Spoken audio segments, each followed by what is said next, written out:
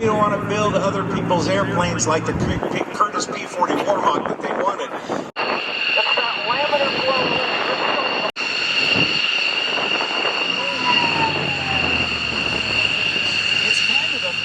It's kind of a thin wing, isn't it? But you have a description that I have never heard until yesterday about what that wing design is based on. The laminar flow wing is actually based on the cross-sectional area of the roof trout.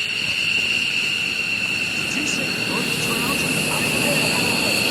That's exactly what the point is. What about a rainbow trout? Would that work?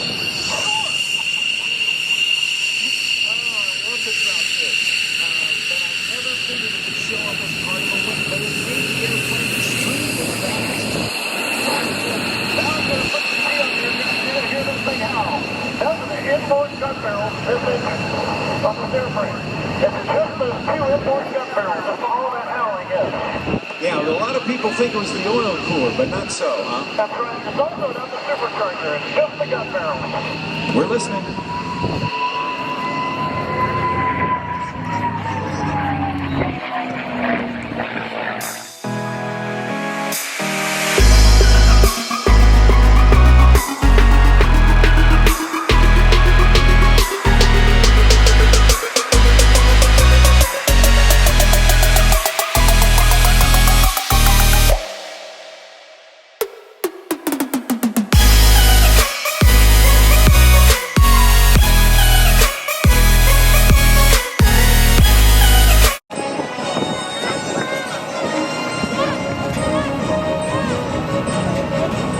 Let me see if I can get him up.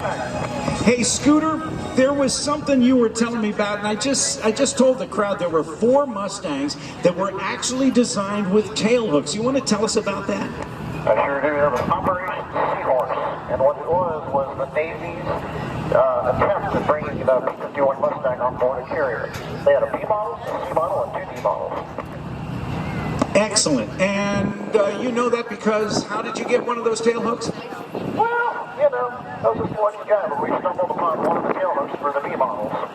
Awesome. Thank you, Scooter. Appreciate it.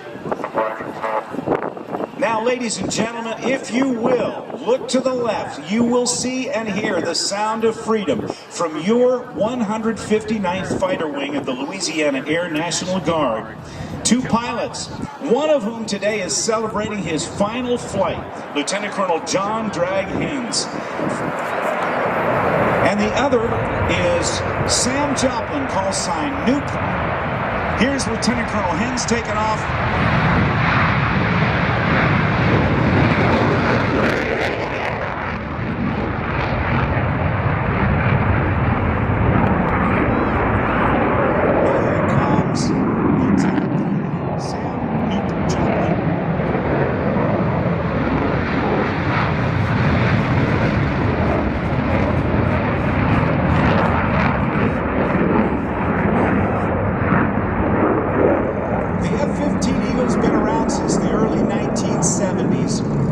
And it has the capability with its Pratt & Whitney F-100 turbofan engines to reach speeds of 2 1/2 times the speed of sound, and depending on altitude, that's about 1,875 miles an hour. Back end, the tailpipe, it produces the thrust. Well, they added, shortly after the development of the jet engine became viable, they added what they called an afterburner, where raw jet fuel is being poured into the exhaust. You can see the flames coming out the back and maybe see little diamonds in that flame. Take a look at it.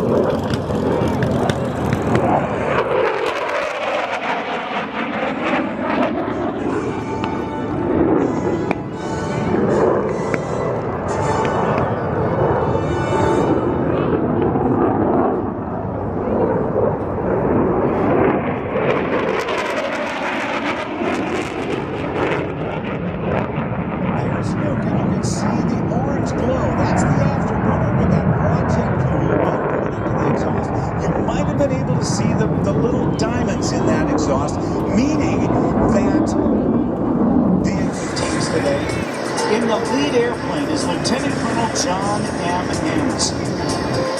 He is the Chief of Safety of the 159th Fighter Wing, Louisiana National Guard. And as Chief of Safety, he's responsible for formulating and developing and coordinating all flight occupational weapons safety policies, plans, and programs affecting more than 1,500 Louisiana Air National Guard airmen and civilians throughout the state. There they go by right now. He's in the lead airplane. Zero. Additionally, the Wingman's an aerospace control alert mission, 24/7, 365 days a year, where they remain postured to launch and defend 17,141 nautical miles of coastline, 11 strategic points to include nuclear power plants, as well as over 1,800 oil platforms throughout the Gulf of Mexico. Overhead, the F-15 Egales.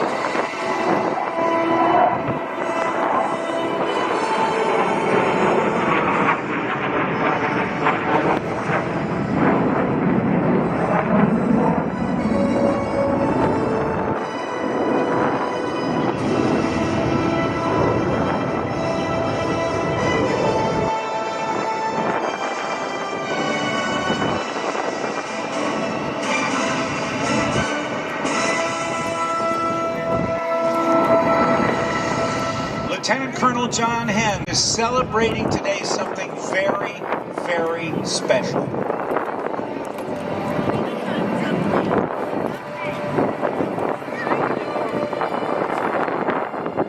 Lieutenant Colonel Henn,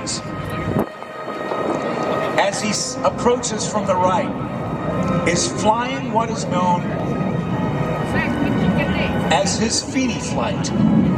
This is his last mission, his last sortie in the F-15 Eagle here with the Louisiana Air National Guard.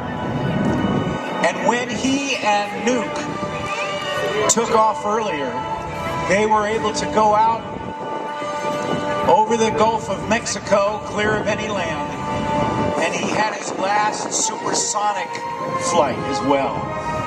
But today, we celebrate his career.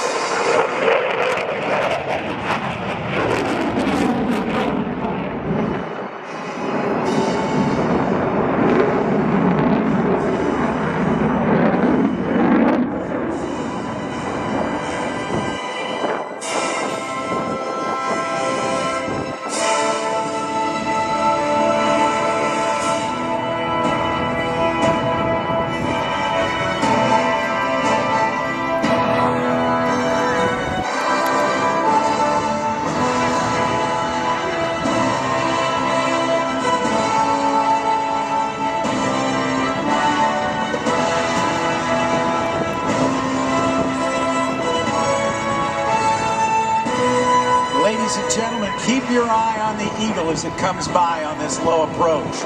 You'll see the afterburner going. You'll see the orange, almost yellowish white glow, and you might even see the long plume and the shock waves coming out of the exhaust.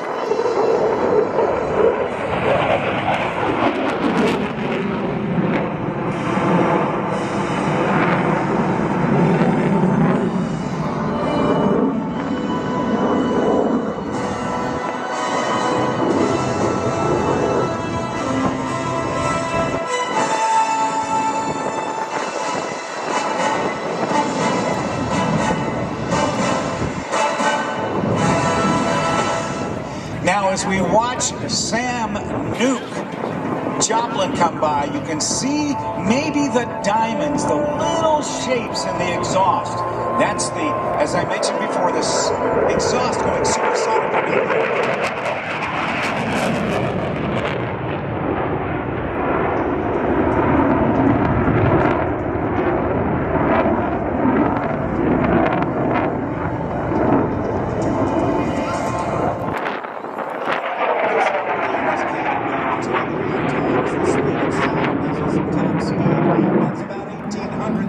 25 miles per hour. It's powered by two Pratt & Whitney F Mach 2.5. It was back in 1975 that an F-15A Eagle, the earliest version of the Eagle, was actually taken up to Grand Forks, North Dakota in February of that year, where it's cold, where the cold air makes a jet engine operate more efficiently. And on that day, a record was set, breaking a previous record set by a Soviet MiG-25 Foxbat fighter in what is called a time to climb record. And Major Roger Smith broke that record. 98,400 feet in 207.8 seconds. That's 3 minutes, 27.8 seconds.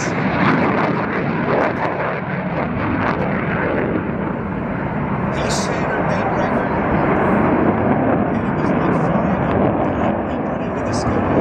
And the Streak Eagle, as it was named and known, just kept climbing until it ran out of inertia, went over the top, reaching 102,970 feet.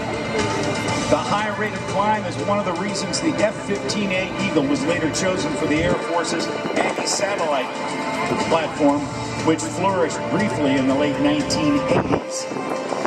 But this is the air superiority fighter for your United States Air Force since the 70s.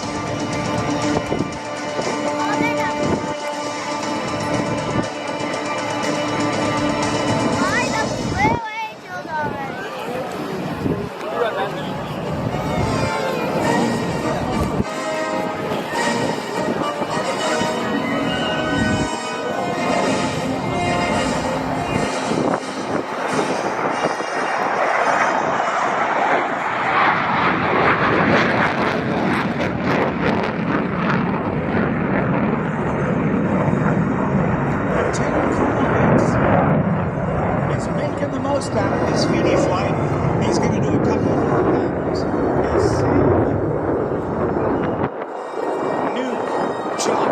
Lieutenant Colonel Joplin touches down. Now watch as he touches down. He's going to keep that nose up in the air. This is an airplane that weighs in somewhere in the neighborhood of 40,000 pounds. The brakes are small, so he keeps the nose off the ground and uses the wings, the fuselage, the entire airplane as a speed brake, if you will, to help slow down and be easier on the brakes. Look at him, keep coming back. That stick comes back in his lap. And now, as the airspeed bleeds off, he lets the nose wheel gently down on the runway.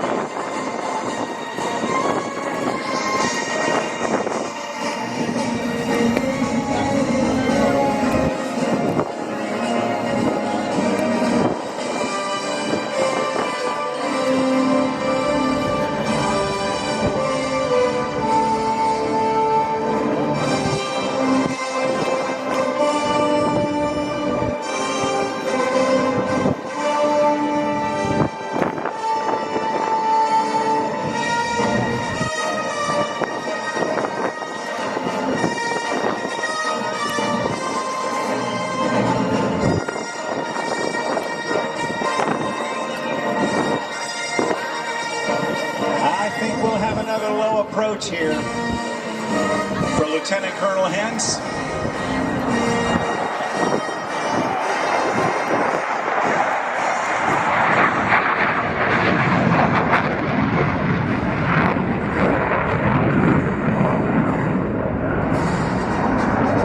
That hole around there was probably 7 times his normal body weight. His call sign, by the way, is drag. Lieutenant Colonel John Hens is currently the 159th Fighter Wing Chief of Safety, and prior to that, he was the 122nd Fighter Squadron Director of Operations. In the civilian world, he flies for Delta Airlines.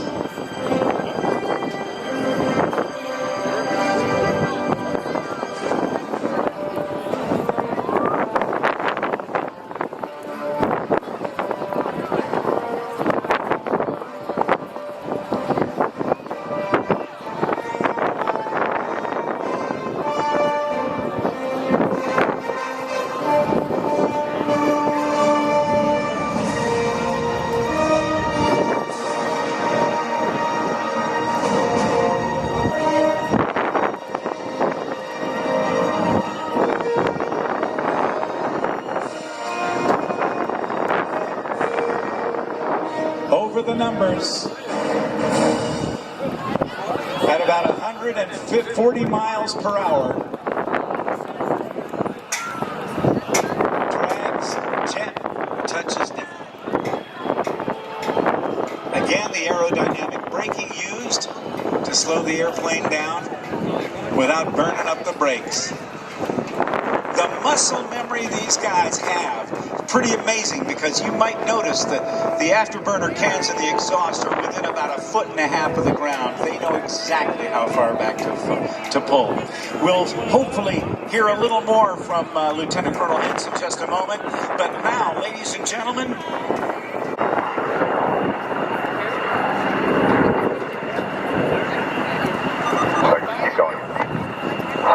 Airbus taxi, junior taxi on Alpha, and I'll call you Lester. Taxi on Alpha.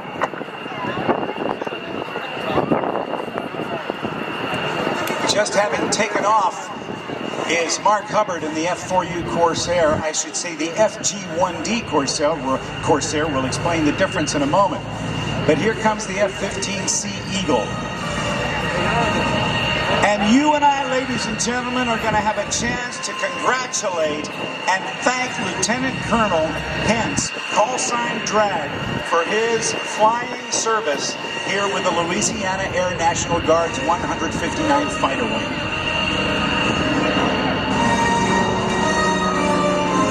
St. 01, Airbus, next left, turn left, stop.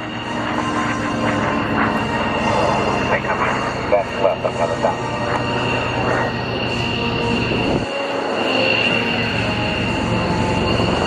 Lieutenant Colonel Hintz, this is Lieutenant Colonel Hintz. This is Rob Ryder, the announcer. Congratulations on your feat flight, sir. Thank you very much. It's been my pleasure to serve in the Air Force and the Air National Guard, and I've enjoyed every minute of it. I understand you got to go supersonic today. I did. I hit about 1.2 knots over 800 knots, indicating the ground speed, so that's roughly 75 miles an hour. Flew upside down and full 9 Gs. That sounds like the way to do it. They're waving at you, sir. How do you wave back?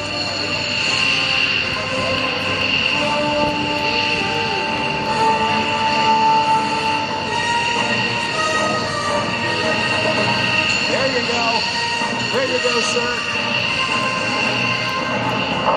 Thank you all very much, and we appreciate the crowd coming out today.